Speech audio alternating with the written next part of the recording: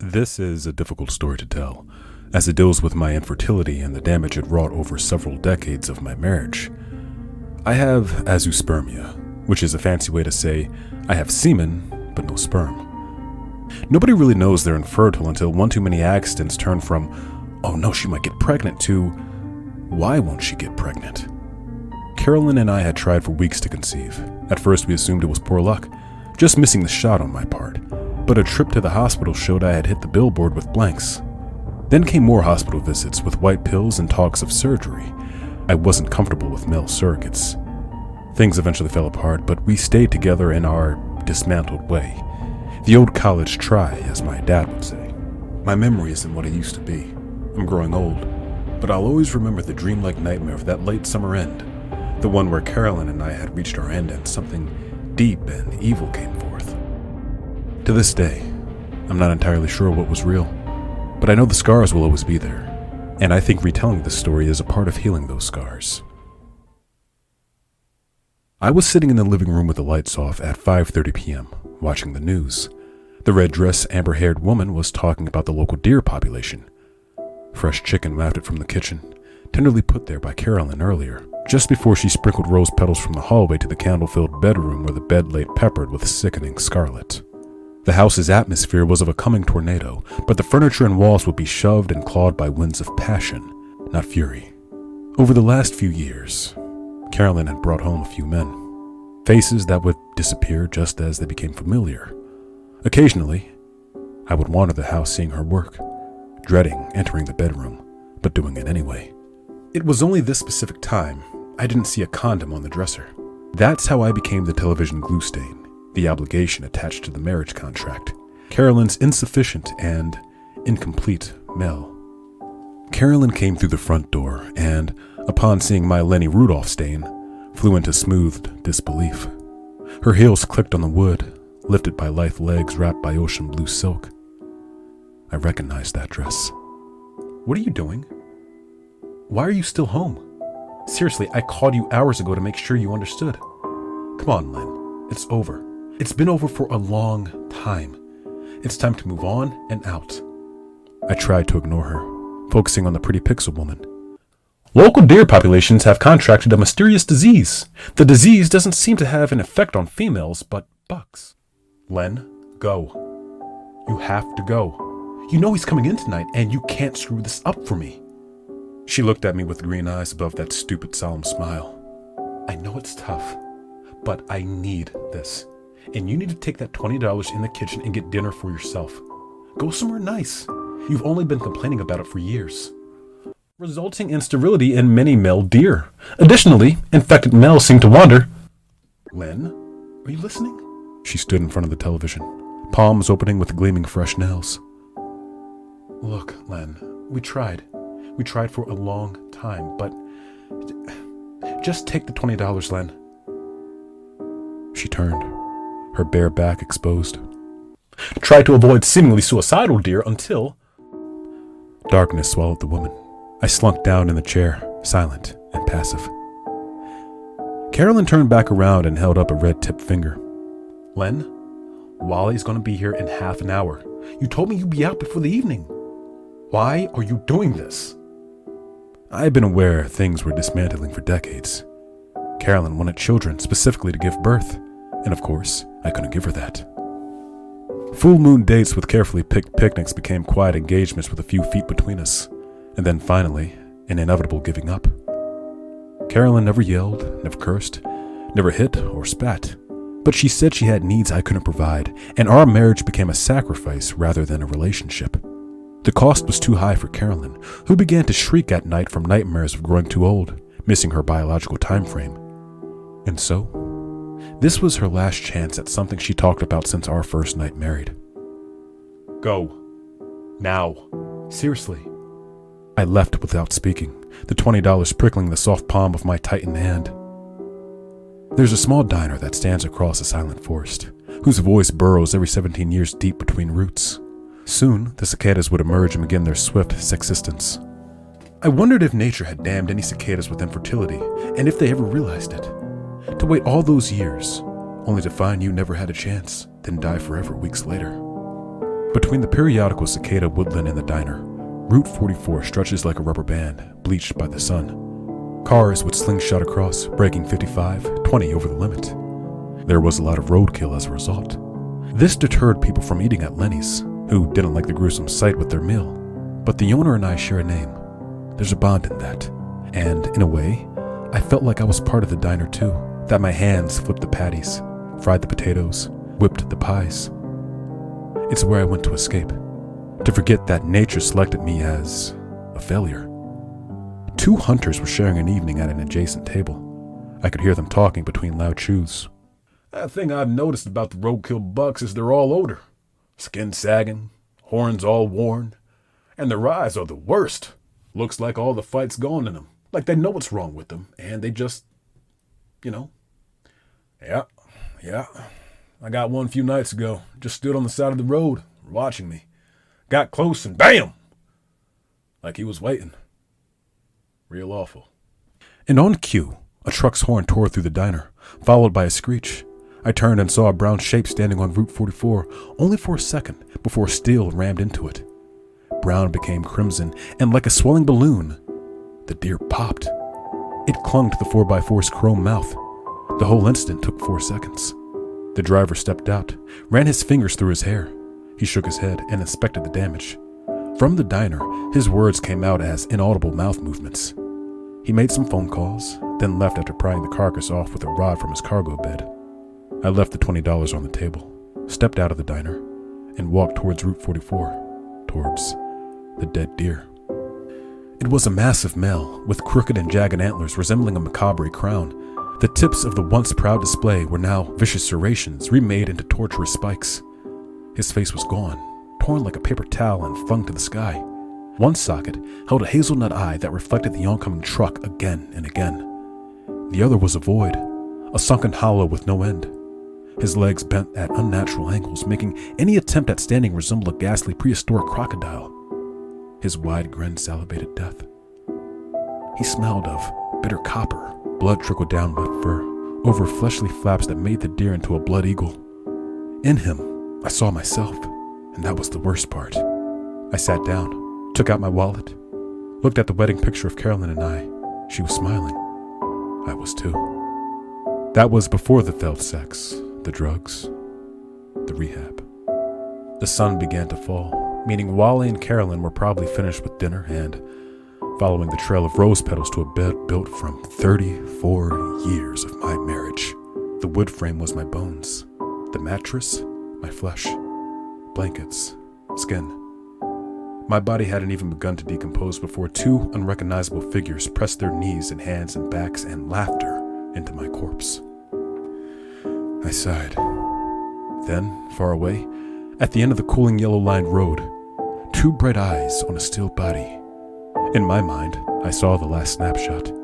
The dead deer, the unseen driver, the bloodied road, and myself. The car continued to speed up, acknowledging my wish. The yellow eyes grew. I closed my own. I focused on the sound of an engine. The forests began a shrill cry. Then an artificial screech, a visceral scream of metal being torn. I opened my eyes. A black shape stood between me and the car, torn open like a can of beans. The canned car oozed dark fluid. Metal flaked off, door paint stained the road. There was a loud crunching, a crunching that repeated over in my head. Sometimes if I try hard enough, I can hear that sound. The sound of bone snapping, twisting, being enjoyed. My eyes adjusted. The car fell limp, torn in 2 pieces by the thing in front of me. The legs of the drivers fell down, bloody worms of denim and flesh. The mangled deer turned around, blood-soaked teeth. A muddy eye pierced my skull, paralyzing me. It reflected my horrified face, a voice deeper than murky waters and slime to the point of gagging me. Carolyn must die, Leonard. The deer stood gorilla hunched with zigzagged legs, his arms, free of their natural joints, gripped the ground with shattered hooves like rudimentary claws, stained by car steel and human meat.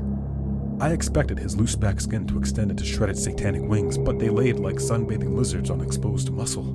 His maw was wicked, sharp, cavernous. When he spoke, It seeped from his torn throat like venom.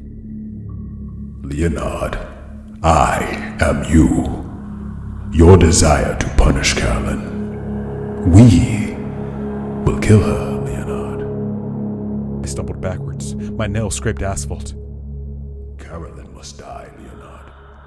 She's ruined you, wasted your life, and now she's being rewarded for your ruination.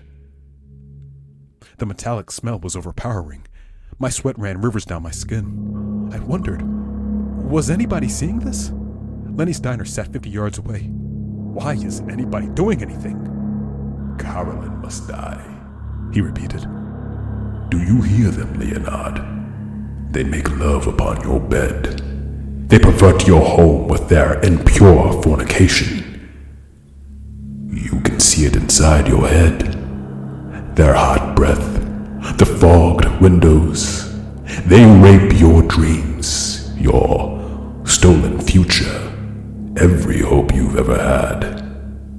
Do you hear? The roar of the bull. His seed, strong and fertile, has broken through, and it has filled Carolyn with a feeling you never could give her.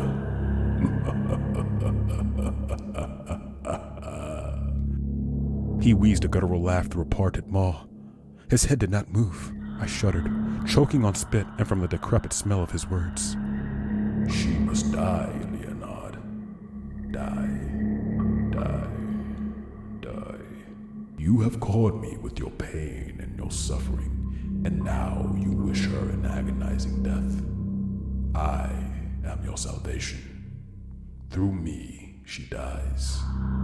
She will be unsuspecting. You must kill her, Leonard. Kill. His mountain-tipped maw opened more. Flies seeped from his blackness. I looked into his landside debris eye, and, my God, I thought, it burned a fallen angel's halo. I tasted metallic sweat on my lips, felt the goose-flesh rage over my skeleton. Cicadas cried in the distance, and their static serenade mixed with an incoming parade of fossil fuel converters blazing over asphalt. An army of bucks erupted from the forest, smashing into cars in the shower of gore. The abattoir road became a river of buck blood, and inside Lenny's, I saw Carolyn with every man in town. A mass of soft white cicadas unable to wait. My stomach churned in bile whirlpools. The deer continued to stare me down. A rotting tongue spread black blood over its teeth. I screamed and fell into the deer's black hole eye. A machine beeped in short bursts. Another exhaled. The darkness faded to pallid light and my arms felt the sting of needles. I looked down and saw hospital blankets, bandage wrapping stained pink. My head felt like a boulder. I tasted medicine. I tried to reach up, rub my sore head, but my arms wouldn't move. They laid in slings, folded over as if permanently interrogative. I inhaled the smell of clean tiles and sanitizer. But underneath, there was another stench. A nurse walked in. "Glad you're awake, Mr. Rudolph. How are you feeling?" "Fine. A bit sore. How are you?" But all that came out was a low groan. "You were in an accident last evening. You walked into an incoming car. The driver tried to swerve, but you still sustained quite some damage. We were worried about you for a bit there, but it looks like you'll pull through. Your arms will need time to recover, though. They went under the car. No need for casts, but..." She paused, looked at her clipboard. "But the muscle's weak and could tear. Give it some time, though. They'll heal. In the meantime, you're allowed to leave whenever you'd like." I nodded a slow seesaw. She left. I was left with my thoughts. I wondered if the deer carcass was still on the road, or had it ever been on the road? My downward spiral and issues personified itself as some macabre mammal, but why? A deep sadness filled my body. I thought about Carolyn and the demolitions we went through together, breaking us down into our most horrible parts. But before the fights over fertility drugs, the ocean of alcohol we both drowned in, the rehab we were rebuilt in, before all the bad, there was that great green grass field from when I was a boy. Behind my old house, I would run through and touch the emerald tips in a childhood ecstasy. Sometimes my father would run with me, and we became two airplane men soaring just above the jungle treetops. And in those memories, I knew I wanted to go back with my son and his son. I held that wish for years, but the day I found out I was infertile, it began to fade. Carolyn walked through the front door. Len? Oh my God, are you okay? What happened? The nurse told me you walked into a car? She rushed to my side and held my hand tightly. Pain shot up my arm. I groaned, eyes wide. She let go. I'm sorry, Len. Oh, your poor arms. She frowned, a capsized relationship in a sea of regret and unsaid issues. In the white hospital lights she stood, wrapped tightly by a brown trench coat. Lollipop stick legs, pale and thin, hung down to the floor. I felt a swarm of cicadas burst from my lungs, tickling my body with claws built to scrape atop each other in a black orgy. I looked at her face, but her eyes were coiled snakes, not the windows to my childhood dreams like they once were. Carolyn spoke again. I'll take you home, Len. You can rest up there for a few days, maybe longer. I'll take care of you. There's something we should talk about. She paused. But tomorrow, you need to get rest. I knew she would talk about Wally, how he was everything she needed, how he filled her with womanhood warmth like I never could. Her silk bedsheet voice carried bedbugs, ticks, lice to infest my already miserable existence. The cicadas inside me buzzed a furious cacophony. Latin anger swelled inside me, my fists clenched into balls of pain. Kill her. A metallic smell filled the room. My anger turned to cold fear. It came from the bed next to me, obscured by a blue curtain. A blackness stained the baby blue from behind. I heard the flesh flies buzz, and they curved around the curtain in a midnight mist. My internal groans escaped. My face must have showed my worry, my eyes the direction, for Carolyn quickly stepped to the curtain. I tried to scream, but only a frantic groan spilled forth. In my head, I saw the deer hunched over the bed, blood-soaked maw dripping black bile, its blazing brown eye the color of scorched mud, skewering Carolyn still, and then snapping its crocodile jaws over can-dyed skin, turning the creamy white walls into a sick strawberry parfait. The curtain swished open. An empty bed lay next to us. I stared in unfulfilled horror, unaware I was shivering until Carolyn put a hand on me. Oh, you poor thing. Come on, let's get you out of here, Carolyn said. She leaned in close, kissed my forehead, igniting the fury once more. Her sentiment felt mocking. I stared at her throat, my hands trembled, pulled by a suppressed desire. I heard something large scrambling through a vent, just above the adjacent bed, and the breaking of bones. Then we left together. The entire way home I felt the deer's presence inside me, and the thought of it made me smile. I awoke from a nightmare, one where various men, some familiar to me, enjoyed my wife, finished, and walked into the horns of the deer to be eviscerated. The scene lasted hours, a sick documentary of my life with no change in pace or direction. Just men lined up, my wife's gloating smile and red lips, and the horns of the beast that dripped blood like a scarlet willow. I watched from above, as the last man in line was me, and when my form reached sweaty Carolyn, she looked disappointed. My dream-infused image roiled with rage and began to choke her.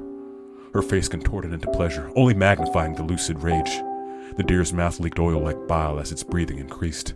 A long, dry wheeze escaped its skull, and I realized it had been Carolyn's misplaced laugh.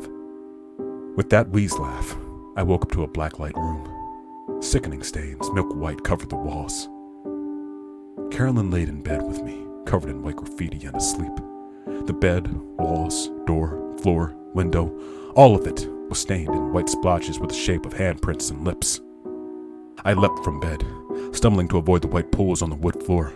Above Carolyn, in sunbright shine, Wally's horror was written. I swerved around for the door to the hallway, but the glue-white knob stopped my hand. I spun back around and my stomach exploded with cicadas, once again unbound with manic energy. The walls now read, "Kill her," and "Cuckold."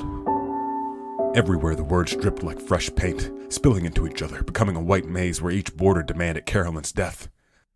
Kill her. Kill her and your pain will stop. Kill her, Leonard.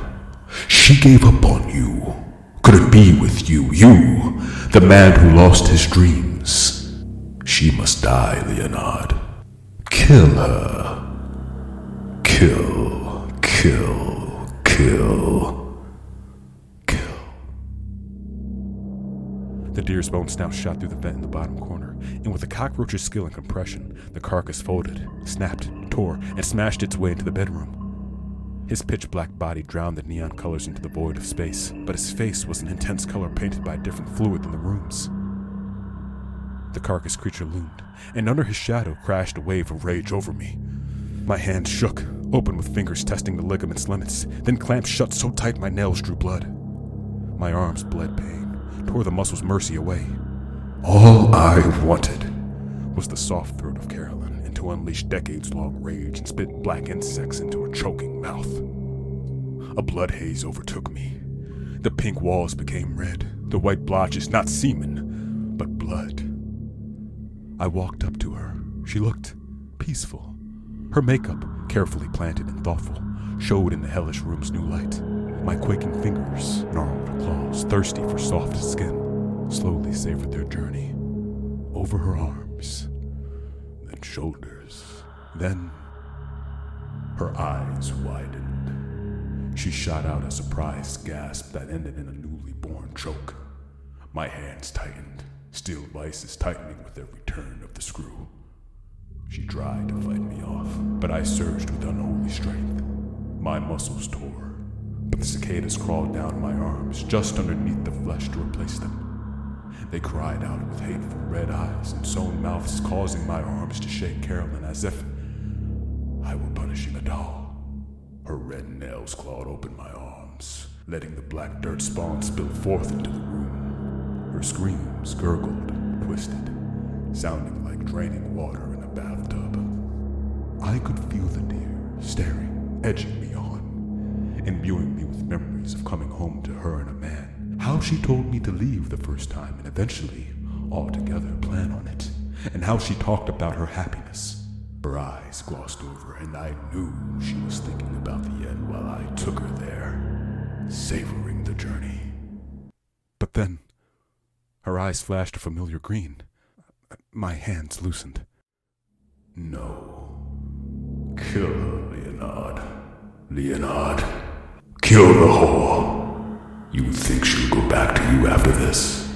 She'll have you locked up and force you to watch her perverse. The voice faded. The cicadas froze. I looked down into her eyes. She stared back, fields of green flooded by salty pools. And with that, I fell into memory. The nostalgic fields of grass I ran through. The one echoed in distant happy memories. My fingers faded from Carolyn's supple skin, drifting away until outstretched, licking the morning dew as I ran far and free as a little boy. In that field where boys can run and men can bring their children and families can taste that harmony of togetherness. And although I wound up unable to achieve that, I remember the moment Carolyn and I first visited the grasses and we ran together. That time was sacred.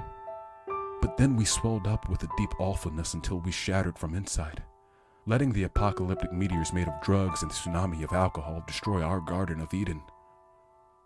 So what if Adam and Eve couldn't conceive? They had each other. And now, here, a broken man was choking a broken woman, both in a broken marriage. But I knew she didn't deserve it. I didn't hate her. I hated myself. I didn't blame her. I blamed myself. I let go. Her eyes looked deep into mine. Then she fell into the bed. An immense pain tore through my side as I was lifted up, then thrown across the room. My arms, no longer fueled by inhuman power, fell limp like worms and pulsed with enough pain I wished they had fallen off. My left side had been fired open, spilling neon light to the floor. The deer stood tall in the hell room of black light. I could see that brown eye reflecting my mangled corpse. The deer took an awkward step. Broken joints snapped in and out of socket to heave the deer's misshapen body forward. He shambled towards me like a dismantling car, leaking black fluid blood and fly smoke. The one headlight eye, a lantern for the dead, its twisted mouth, an engine to grind bones. Leonard Rudolph, you have failed as a husband. You have failed as a man. I looked into his one eye, then the black pit left from the other. I saw a wasteland, a void, an emptiness that transformed my last good memory into death, where the tall grass is dried and crumpled, and the land I last remember us as a couple would become our graveyard. That field was all I had left. The urge to smell that grass again, to feel the tips, to soak in the wide sky and fall into dreams. Dreams where I had a child, and then a grandchild. And though I would never bring my own blood there, I could bring somebody I loved. Carolyn, the woman who stayed with me for 3 decades, was the one I wanted to bring back to those fields. And with this realization, I stood. Despite everything, I still love Carolyn. The deer tensed. Cuckolded fool. Carolyn has been implanted by another man. You were always nothing, and your only fate is the finale of your pathetic lineage. I will drag you to that road again, and your end will be a puddle, a streak, and your memory will be left strewn across the road for cars to stretch endlessly. In the light, his skull twisted into a wide skeletal smile. Your failing bloodline ends here. Bones crackled like electricity, and his twisted arm came down, smashing into the floor, barely missing me. I scrambled past the monstrous figure, made a dash for the door. My arms were still in immense pain, and each effort felt like a dip in magma. I reached the door, but turned to look at Carolyn behind the hulking horror. Bruises stained her throat, but her breast rose slowly, then down. She was alive. The realization that the deer may finish her hit, but instead, he charged me. I slid into the hallway as the hinges snapped with his weight, and he bouldered rolled behind me as I ran to the stairs. The black light had flooded the entire house, and on every wall, Cuck and Coward screamed at me in blinding white. I reached the stairs and fell. My hand surged fire on the banister and slipped, offsetting my weight and throwing me forward. I tumbled down, crashing into the Cuck vandalized carpet. I tasted copper, felt the trickle of blood on my lips. My accident's reminders were beginning to rip and my body became a temple of pain. But I pressed on, to the beginning and the end. I threw open the Coward front door into a dark, cloudy world. I slipped on the porch steps, caught myself, and ran to the car. Glass shattered, wood splintered, and the macabre monstrosity of my inner demons flew through the window, landing on the porch and rolled down with a heavy thud. He stood, a Beelzebub brown-eyed behemoth.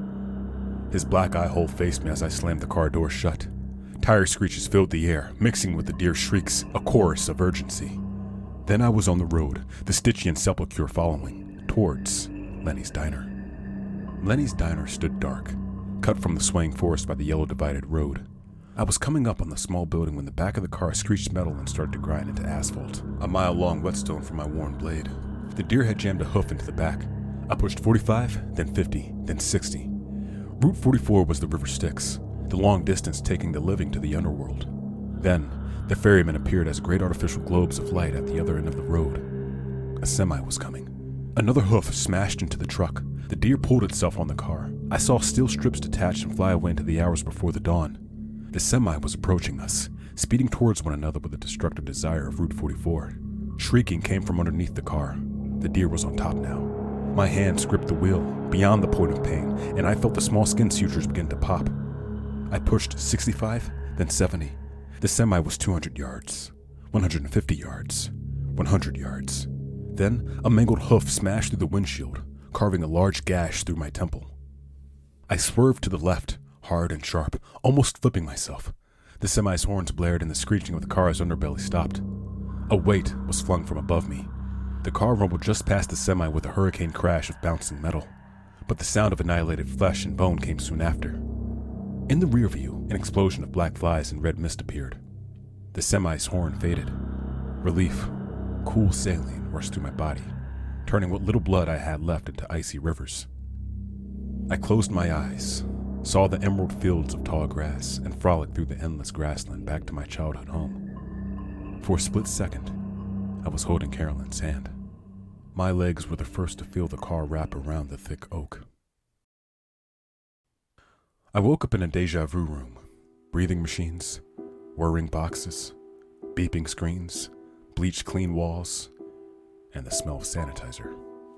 My eyes were hazed, as if looking through smudged glass, and I became aware of a dark shape watching me. It was Carolyn. She wore her brown trench coat, collar popped close to her neck. Behind the flaps, I saw blue hand-shaped bruises. "Hey," Carolyn said. My body felt numb, and I saw what were once slinged arms were thick casts, matching my legs and hip. The gash on my side and temple were patched over with fresh gauze. Those had been real. "The doctor said you barely survived the crash. Do you remember what happened?" I looked at her throat, the purple-blue chameleon skin. I groaned, looking down. Silence. Minutes went by, and after several beeps and exhales from the machines, Carolyn said, "I'm glad you're okay." I looked back up into her eyes.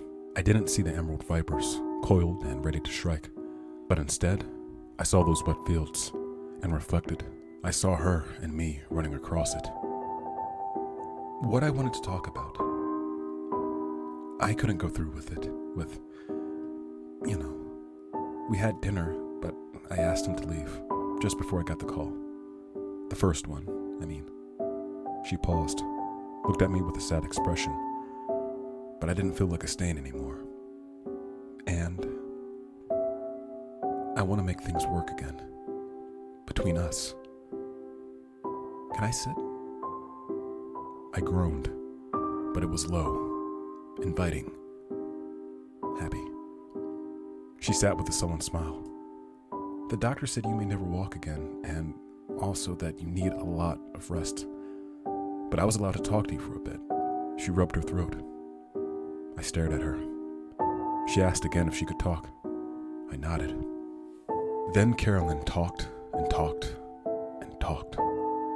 She talked and I listened to our life, our first dates in the fields of grass, when we first said I love you to each other, how we planned our wedding after a public proposal, the youngster wedding shortly after, where my mother showed up drunk, our excited talk of children and the great fall where we learned I was infertile, the experimental drugs that devoured our savings, the dark months of alcohol, of periodic drugs, the rehab meetings, and how we both left something behind in the old school building, our decades of waning support, isolation, depression, and eventually, the talk of divorce, how it didn't feel the same, how she needed to follow her dreams.